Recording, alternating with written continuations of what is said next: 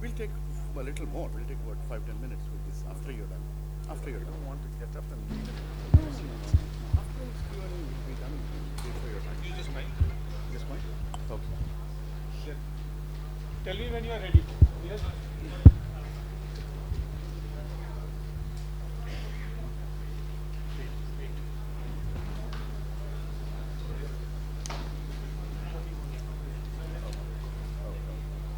I'll just make a. Huh? Oh, right.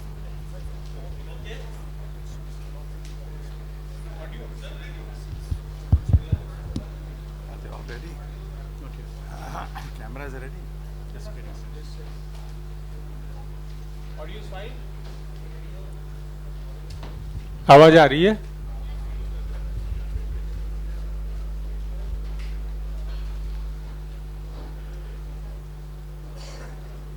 Good afternoon. This afternoon we're going to be focusing on the Indian economy, the real state of the Indian economy. In terms of the presentations today, the initial remarks will be by our former finance minister, Shri P. Chidambaram. Following that, Salman Soz and I will take you through this presentation on an economy in deep trouble, the Modi-Jaitley legacy. And after that, we will engage with you in terms of questions and answers. We will also distribute another document to you called 5 Wasted Years, which is an essay that looks into every sector of the economy, every sector of government, and shows you how this government has been a miserable failure on the economic front. Over to Shri P. Chidambaram.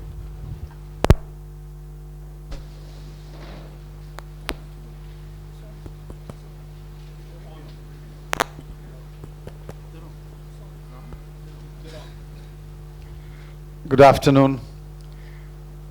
However much the Prime Minister and the BJP want to take away the narrative from the economy, ultimately what matters to the people of India is the state of the economy.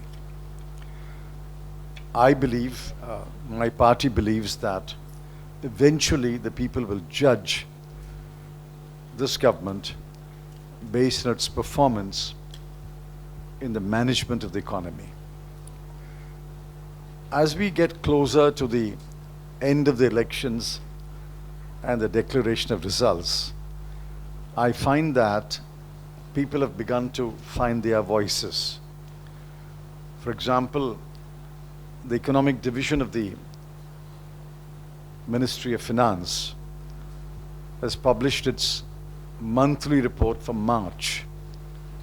And that report is a damning indictment of the state of the economy.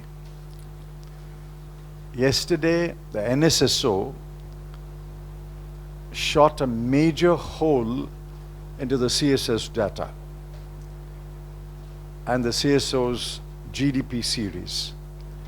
It turns out that the MCA 21 data, which has so far not been made public or shared with any researchers or economists,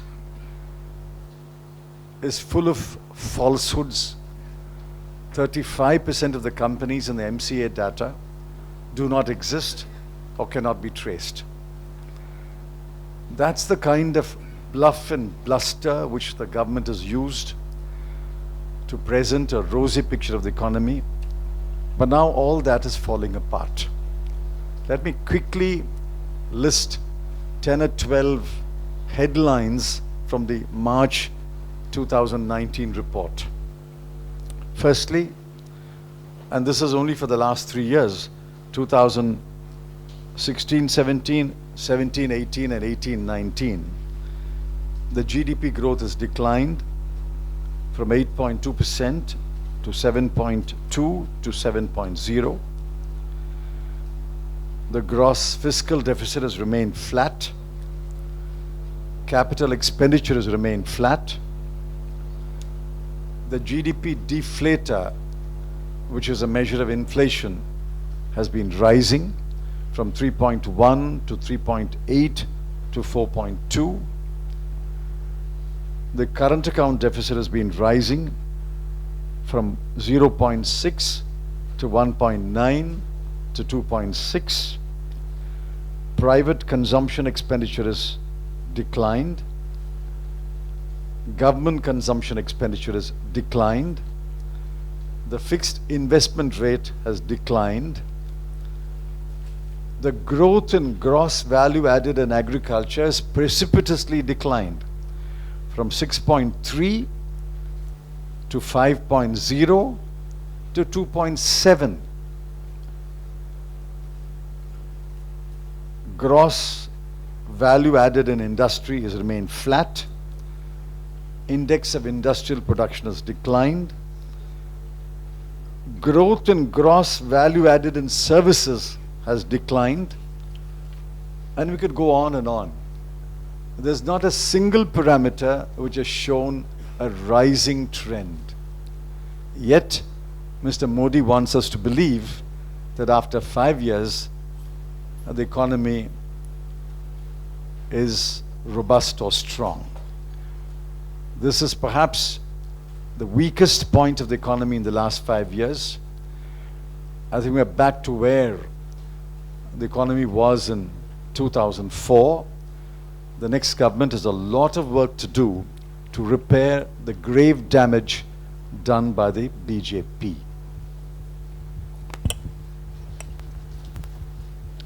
Thank you, sir. I want to take you through a few more details, and this is a handout that you will have with you. Mr. Chidambaram has pointed out that the government's own GDP figures show declining growth. Now, yesterday's NSSO data and the expose that has come out in the Mint today suggests that even these numbers, which we were doubting, these are already overestimates. And therefore, it is pretty clear that GDP growth under this government is much lower than what even they claim it to be. Now, again, when it comes to the fiscal deficit, let's take a look at that picture.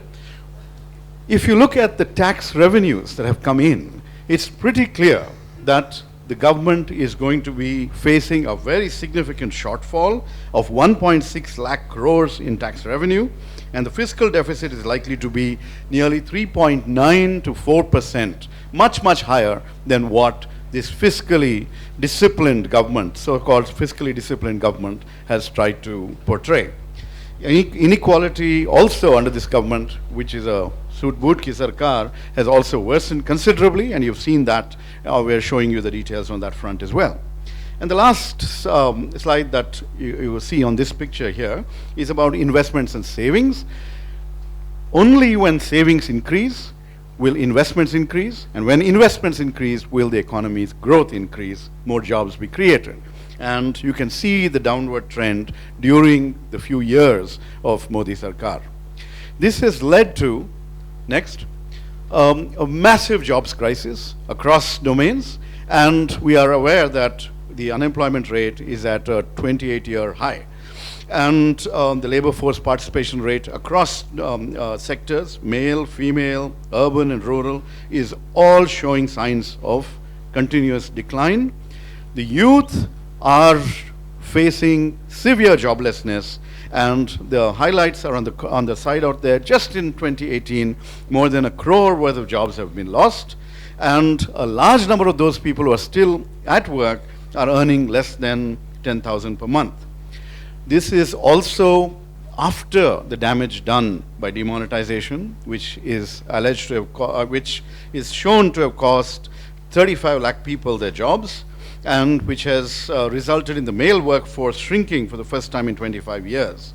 So the grim unemployment scenario, the fact that there are no jobs, in total contrast to the Prime Minister's argument that he would create 2 crore jobs a year. That's the reality, and that's why when the Prime Minister throws challenges, he never ever throws a challenge to compare his economic track record with our track records over previous years. Salman? Thank you, Rajeev. I want to talk about rural distress.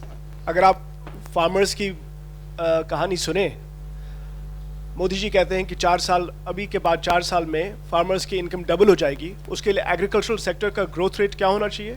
10% per year. आप लोग पत्रकार हैं, आपको पूछना चाहिए मोदी जी से कि last time India में एग्रीकल्चरल सेक्टर की ग्रोथ 10% पर एनम कब हुई? जब आपको वो जवाब नहीं दे पाएंगे, आपको पता चलेगा ये जुमलेबाज सरकार है। आप वेजेस की हालत देखिए क्या है, आप फार्म प्राइसेस को देखिए क्या स्लंप है, आप एग्रीकल्चरल ग्रोथ देखिए यूपीए के टाइम में और एनडीए के टाइम में, बुरा हाल है। और ये सिर्फ वादे करते हैं, निभाते तो है नहीं। आप कंजम्पशन पे चलिए, क्योंकि आखिरकार जब लोग स्कूटर खरीदते हैं, जब लोग ट्रैक्टर खरीदते हैं, ऐसी ऐसी चीज़ों रिटेल सेल्स होती हैं, that is what contributes to economic growth, that is how you create jobs. यहां पे तो कुछ है नहीं। Indicator after indicator, the Modi government is underperforming. And by the way, this chart that you see on the left, it is not a comparison with UPA 1, which obviously had a great growth rate. ये तो UPA 2, जिसको सब कहते थे खराब है, तो Modi government cannot compete with UPA 2, and they deserve to be thrown out. Households की savings जो हैं कम हो रही हैं, household में consumption कम हो रहा है, और लोन ज़्यादा लोग लेने लगे हैं personal consumption के लिए. That is a dangerous thing, and we have to watch out, and that is why this government must be kicked out, so that we, यहाँ पे जो हमारे experienced लोग हैं, वो इस economy को वापस revive करेंगे। Rajeev. If you look at investments and what's happening, number of factories built per year on average has come down dramatically under the NDA. What happened to Make in India, you might want to ask. Investment and manufacturing investment has declined, fresh investments have declined, and the value of new project announcements continue to fall. And if you turn to the banking sector, where neither are banks lending nor investors borrowing, you see that what is increasing are the number of banking frauds, the number of willful defaults, the rise in the number of NPAs, and we are facing a huge crisis in the NBFC sector that will only unfold and be this government's gift to the next incoming government. Credit growth has been extraordinarily sluggish, and when you move to the import-export domain, as Mr. Chidambaram pointed out, you will see that the current account deficit, exports minus imports, has been worsening. Imports continue to grow, exports are at a 14-year low as a percentage of GDP. Similarly, the rupee, they made a lot of noise about the value of the rupee before the last election. Today, it stands at 70 to the dollar.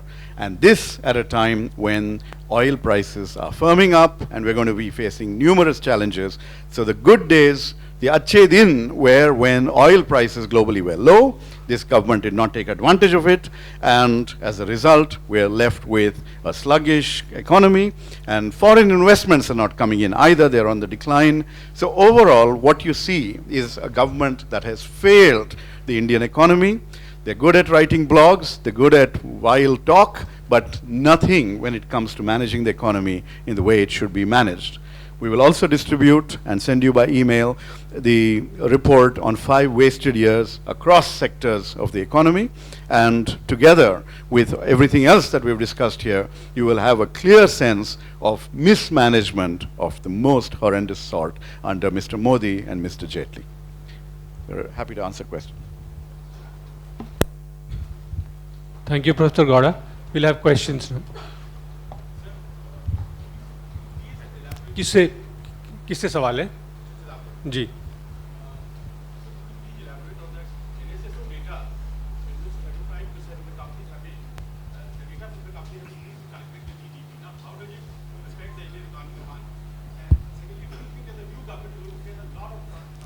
See, NSSO data shifted the base year, which is not unusual. But NSSO data, I'm sorry, the CSO data shifted the base year, which is not unusual. But the CSO data gave up the RBI database and switched over the Ministry of Company Affairs database called MCA 21. Now, MCA 21 has not been made available to anyone in the public domain, not available to economists, not available to researchers. It's a closely guarded secret of the government. They are using MCA data to get information about companies, their production, their profits, etc.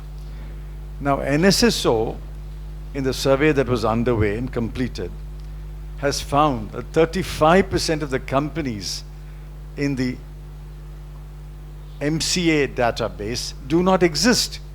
They are not traceable. They've either closed down or they are not found in the addresses they have given. So what is the data you're using to fool the people of this country that the GDP growth is much higher than in UPA? This is a scam. This is a scandal which has to be investigated first before we find solutions to it.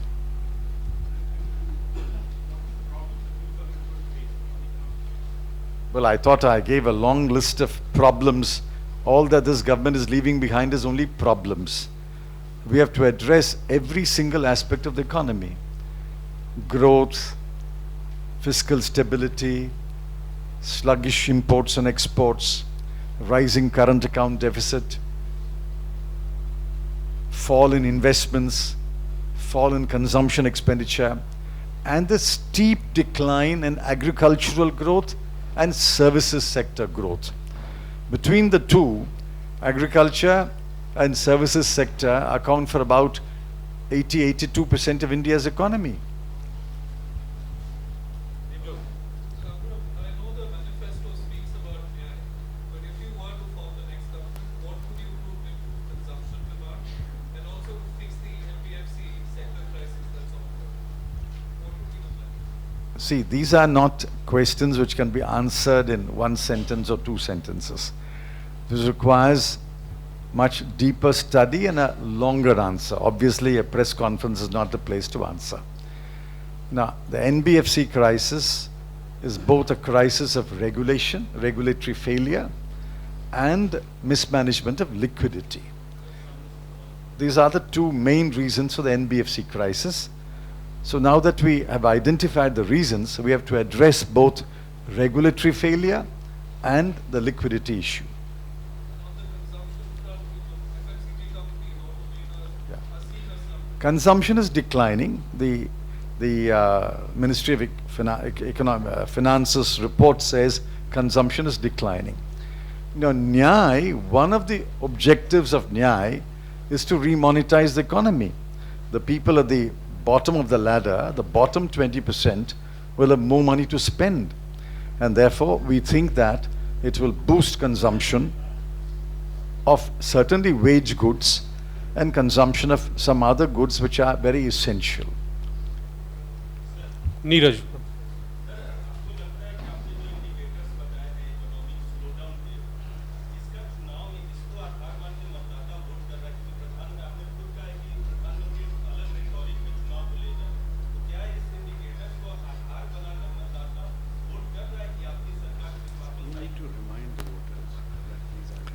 See, I started by saying, however much Mr. Narendra Modi wants to take away the narrative from the economy, ultimately we believe that the people of India will vote on the state of the economy. Ultimately what matters to them is, do they have jobs? Is there enough investment in the area in which they live, both public investment and private investment? And is there an increase in their income? These are the matters which will weigh with the voter when she enters the polling station. Mr. Modi may believe that he can sway the people by his rhetoric, mostly false rhetoric, but ultimately I believe people will vote on matters which concern them in their day-to-day lives. And that is security, economic security, jobs, investment, and the general increase in infrastructure availability in the area.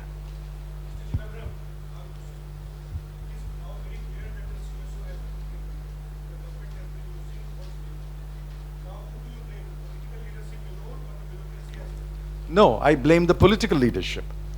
I think the political leadership has interfered in an area which was normally beyond limits. You don't interfere with the CSO's working. You don't interfere with NSSO's working. The political leadership has virtually captured or intimidated the CSO and the NSSO. You saw two of the only remaining officers resigned, Mohanan and Meenakshi. So it is entirely the blame that has to be laid at the door of the political leadership, whose approach has been to capture and intimidate institutions. Yes, Kumarji. You are confident about that Congress is coming back. You said that transferring back money in the banking sector is a very much problematic. From RBI controlling banks, state banks, they have taken everywhere. Continuously, government has subsidized some of the poor performing banks. So if Congress come into the power, how we will continue there? Otherwise, because they are going to mark, they have already marked more banks. So how do you feel that Congress? No, there is an answer in our manifesto. We said that we will consolidate the banks, no more than 6 to 8 banks, big banks in the country. And on the NPA problem, we have said in the manifesto, and Dr. Manmohan Singh repeated it, the one-size-fits-all approach was totally wrong. You should have taken a sectoral approach. Steel sector, telecom sector, MSMEs, power sector. You should have taken a sectoral approach and addressed the sectoral NPAs.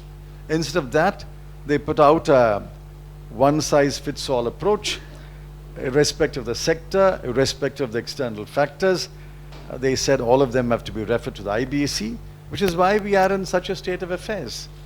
We will adopt a sectoral approach and we will find solutions to each sector. No more questions? Well, I'm going to leave at 4:25. I have to catch a flight.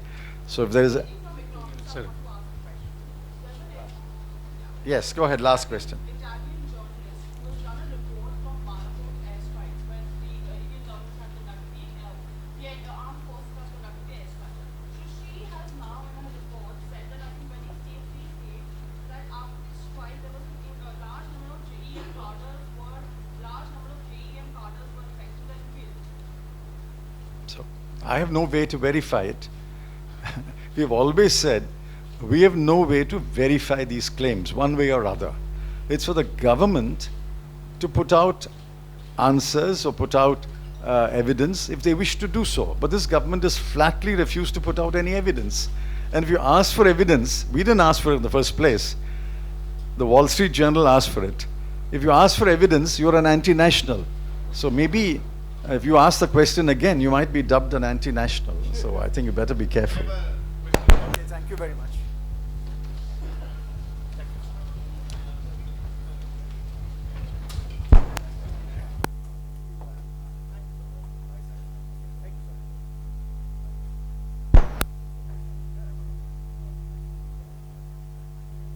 The document.